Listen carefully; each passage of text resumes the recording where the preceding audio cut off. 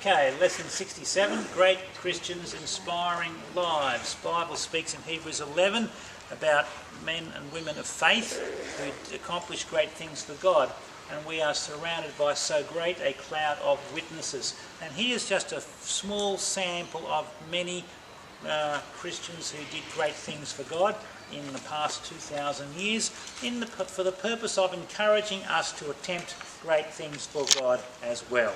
And if God did great things through them, God can do great things through us. True? And the first example is Polycarp, lived in 150 AD. He was one of the people taught in person by the Apostle John, and he was burnt to death at Smyrna in Turkey in an amphitheatre. He was called upon to deny Jesus Christ. Christians were called atheists because they didn't have images, and so he said, 86 years have I served Jesus, my Lord and Master. I will not. He's never done me any wrong, so I'm not going to deny him now. So they burnt him to death.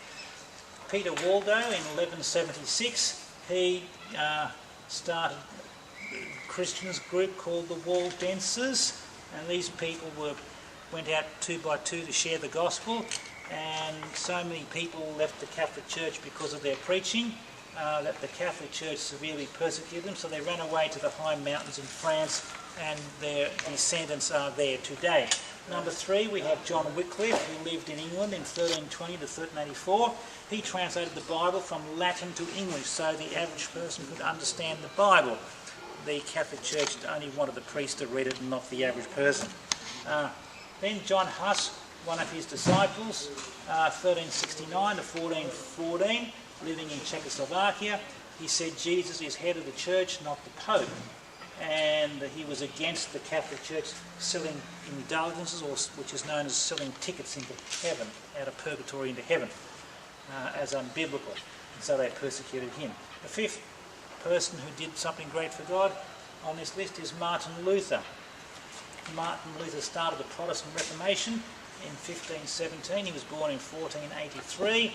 He discovered the truth of Romans 1:17, the just shall live by faith, meaning we are saved and justified by faith in Jesus as our Saviour when we receive him as Saviour.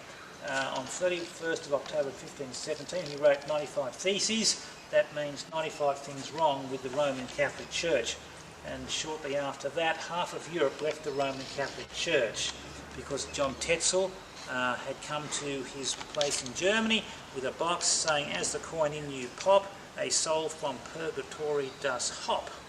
So the people said to the people, if you put a coin in the box, your dead father will jump out of purgatory into heaven. And so that was a rip-off scam of the Catholic Church.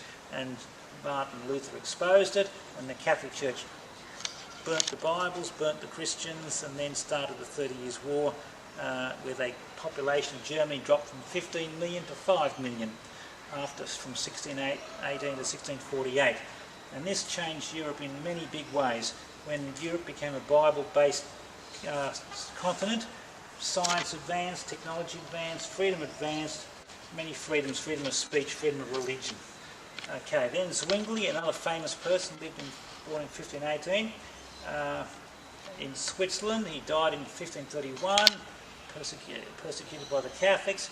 Then there were Anabaptists, people who believe that you don't get sprinkled as a baby in the Catholic Church, you get baptised in water after salvation to show your belief in Jesus' death, burial, resurrection. Then there was John Knox in Scotland, 1514 to 1572. He was a preacher that led the Protestant Reformation in Scotland and started the Presbyterian Church. Then there was number 9, Thomas Cranmer, 1489 to 1556. He was in the time of Henry VIII, and Mary burnt him at the stake, known as Bloody Mary. And then Queen Elizabeth took the throne. It was Henry VIII, Edward VI came to the throne at age 9. Mary burnt about 300 Christians at the stake, and Queen Elizabeth, then she died, then Elizabeth, her sister, took over the throne of England, who gave Protestantism and Bible preaching freedom. Then number 10, there were the Huguenots in France, 1562 to 1629. There was an 18-year war against the French Protestants, of which were about 10% of the French population. and they killed hundreds. The Catholics killed hundreds of thousands of these Christians. Over here, in Revelation 17, verses 5 and 6, I saw the woman, that's the Catholic Church, drunk with the blood of the saints and the martyrs of Jesus. The Catholic Church killed so many people, 68 million people from 1100 to 1800. Eh? Pretty terrible, eh? And then there's Count Zinzendorf in Czechoslovakia. He lived around 1700. He was, as a young boy, he saw a painting of Jesus on the cross saying, "This I did for you, what did you do for me?" And that changed his thinking. He said, I'd better do something for Jesus if he died to pay my sin debt. And so at age 10 he started a gospel preaching club, and he sent missionaries to Africa, USA, Greenland and other countries as well.